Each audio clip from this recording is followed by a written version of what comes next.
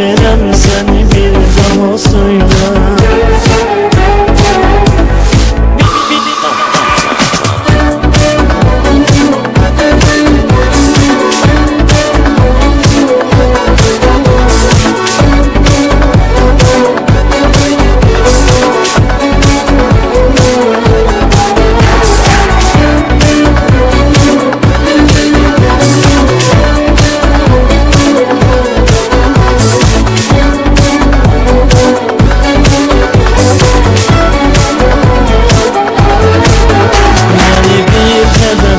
Sevirəm deməyinlə yaşattım.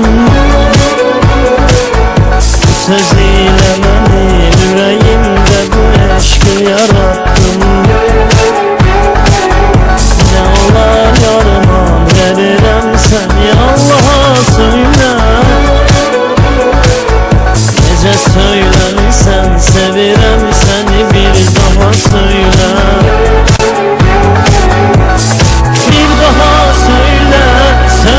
Sevirəm eşqini senin ocağınla. Bir daha söyle, söyle sevirəm. Söyle eşidim dodağınla.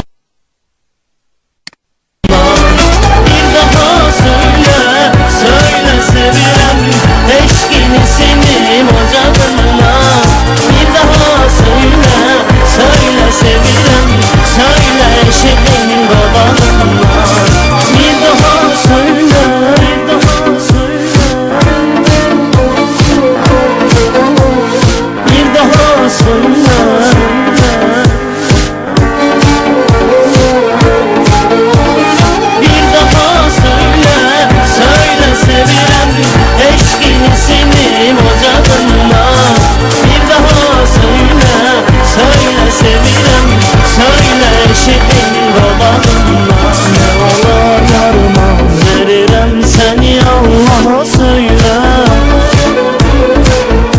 Necə söyləmirsən sevirəm səni bir daha söylə.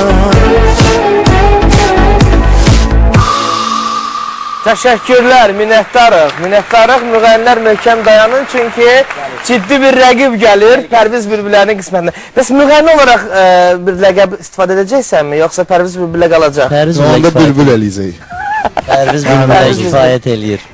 Əziz tamaşaçılarımız, qarşıda sizə çox gözəl meyxanaları gözləyir. Canlı məhz solo tamaşaçılar üçün hələlik